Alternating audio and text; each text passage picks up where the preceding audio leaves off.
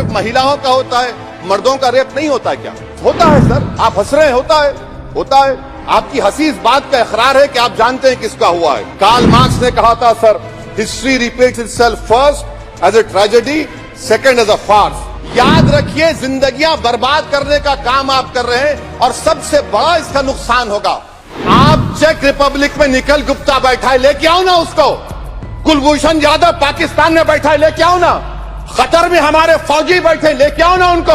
आप देखिए कि पेटी केसेस में when the occasion is past, इसका मतलब क्या है? व्हेन द ओकेजन होगा क्या सर? अब आप हम चुनाव लड़ते तो जो हमारा जो पार्टी अपोजिंग रहती वो कहती कि इनके 25 लोगों को 50 लोगों को गिरफ्तार कर लो, गिरफ्तार कर लेते मेरे बूथ के एजेंट्स को। और बोल रहे व्हेन, उसमें आप लिख रहे क्या है? When the occasion is past, माने पास हो जाएगा पोलिंग के 5 बजे छोड़ देंगे। अरे आप अपना ही हाथ काट रहे हैं अपने आप। याद रखिए, आज आप मुस्कुरा रहे हैं, कल यहां पर बैठेंगे तो और कर देगा काम आपके ऊपर। अच्छा, रेप सर, रेप क्या? रेप सिर्फ महिलाओं का होता है, मर्दों का रेप नहीं होता क्या? आपका प्रोविजन नहीं है क्या? स्टॉकिंग नहीं होती है मर्दों की? अच्छा, जस्ट होता है सर, आप हंस रहे हैं, होता है। आपकी हंसी इस बात का इकरार है कि आप जानते हैं किसका हुआ है। तो justice JS Verma sir, justice JS Verma का जेंडर न्यूट्रल बनाइए। अच्छा, क्लॉज 69 को, क्लॉज 69 लव जिहाद आ गया। देखिए सर, क्लॉज 6 लव जिहाद आ गया। उसमें बियॉन्ड रीजनेबल डाउट प्रूव ही नहीं कर पाएंगे आप। अब उसमें क्या बताना पड़ेगा? सप्रेसिंग आइडेंटिटी, यानी अगर कोई महिला मोनू मानेसर चोमू चंडीगढ़ से इश्क करती है, बाद में उसको मालूम होता है कि वो मानेसर का नहीं है, चंडीगढ़ का नहीं है, तो क्या क्लॉज 69 एक्शन में आएगा? आप बताइए कि अच्छा, अगर कोई ये कहेगा कि मेरा नाम, कुछ नाम है, कई कुछ नाम होता है जो कॉमन नाम होता है मुसलमानों में, दीगर मज़ाहिब में, तो क्या वो सेक्शन अप्लाई होगा? ये क्या आप कर रहे हैं? अच्छा, आपने अडल्ट्री को निकाल दिया, आपने होमोसेक्सुअलिटी को निकाल दिया, तो ये कंसेंशुअल सेक्सुअल रिलेशन जो भी 18-20 साल के ऊपर के लोगों में करते हैं, मैं इसका खिलाफ जरूर हूं मजहबी एतबार से, मगर आप क्यों उनकी ऑटोनॉमी को रोकना चाहते हैं? अच्छा सर, सेक्शन क्लॉज 1093 बीएनएस का, आपको it does not require knowledge और intention part of person facility commissioner organise crime. ये मैं 5 मिनट दीजिए सर। बीएनएस का सेडेशन पर देख लीजिए, सेडेशन को आपने दोबारा ला लिया, लफ्ज सेडेशन इस्तेमाल नहीं किया आपने। 3 साल से 7 साल आपने सुप्रीम कोर्ट को अंडरटेकिंग दी थी कि ये प्रोविजन नहीं लाया जाएगा। तो चेयरमैन सर, यहां पर हिंदी के बहुत मशहूर कवि का वो शेर मुझे याद आ रहा है, मैथिली शरण गुप्त का, कि राज्य को यदि हम बना लेंगे भोग तो बनेगा वो प्रजा का रोग, फिर कहूं मैं क्यों ना उठकर हूं आज मेरा धर्म राजद्रोह। कार्ल मार्क्स ने कहा था sir, history repeats itself first as a tragedy, second as a farce. आप क्लॉज 195(1)(d) देखिए, it criminalises the making of publication of false and misleading information jeopardising sovereignty integrity of India. Vague है, यानी जो कोई भी पत्रकार investigative journalism लिखेगा आप उसको इस्तेमाल कर लेंगे और जेल की सलाखों में उसको डालकर आप सड़ा देंगे। सर, मैं आपको और एक बात बताना चाहूंगा कि rash and negligent act IPC में था 2 साल थे, 304, आप उसको बढ़ाकर 5 साल कर दिए 1061 में, बीएनएस 1 में।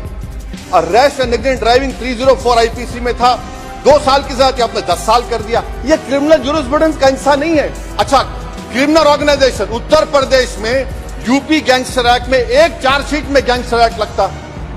सर आप बताइए फिर यूएपीए का क्या होगा, पीएमएलए का क्या होगा, महाराष्ट्र मकोका का क्या होगा, गुजरात के कोका का क्या होगा? आप ये सब कानून रख रहे हैं और एक पुलिस वाले को आप ये तमाम कानून की इजाजत देंगे? याद रखिए, जिंदगियां बर्बाद करने का काम आप कर रहे हैं और सबसे बड़ा इसका नुकसान होगा। किसका नुकसान होगा? दलितों का, मुसलमानों का, आदिवासियों का। और वो पॉलिटिकल पार्टीज जो कल आज सत्ता में है, कल नहीं रहेंगे, वो बदले की भावना से काम करते हैं। सर, मुझे पुलिस ने पीटा सर 1999 22 दिसंबर को मेरे सर पर 20 टाके लगे, पीठ से लेकर पैर तक मारा गया। आपको मालूम सर क्या हुआ? तेलुगु देशम की सरकार थी, उन्होंने उन दोनों पुलिस वालों को जिन्होंने मुझे मारा था उनको आईपीएस कन्फर कर दिया। अरे चौपन देखे बैठो तुम, प्लीज आप बैठ जाइए। टेररिज्म का, आप बैठ जाइए सर, आप बैठ जाइए प्लीज। यूएपीए का सर मैं खत्म कर, टेररिज्म उनको रोकिए sir. Okay please sit down. Say sir anything, जी। टेररिज्म का डेफिनेशन में आप देखिए, यूएपीए का सेक्शन 16 क्लॉज 113 में आ गया, यूएपीए का सेक्शन 15 क्लॉज 131 में आ गया, देख लेंगे उसको, देख लेंगे। यूएपीए का आपत्तिजनक अंश निकाल दिए जाएंगे। यूएपीए का क्लॉज 18 113 4 में आ गया, यूएपीए का क्लॉज 18 113 3 में आ गया, यूएपीए का क्लॉज 20 113 5 में आ गया, यूएपीए का सेक्शन 19 113 6 में आ गया। अरे भाई साहब, फिर क्या बचा है?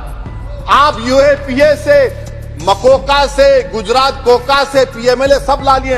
तो स्पीकर सर, मैं अपनी बात को खत्म करने से पहले मैं उम्मीद कर रहा था कि मैंने वजीर दाखिला का एक स्टेटमेंट सुना था अमित शाह साहब का, कि जब गुजरात के होम मिनिस्टर थे तो उन पर जुल्म किया गया, उनको दबाया गया। मगर हम ये समझ रहे थे कि जिस शख्स पर नाइंसाफी हुई है, जो वो क्लेम कर रहे हैं, तो कम से कम वो दूसरों से नाइंसाफी तो नहीं करेंगे। आप क्या कर रहे हैं?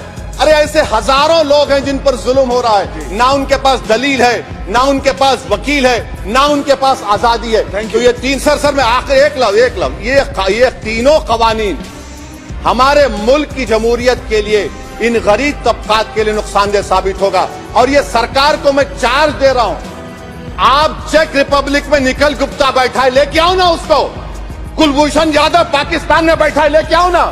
कतर में हमारे फौजी बैठे, लेके आओ ना उनको। अरे कहां तुम्हारी देशभक्ति है?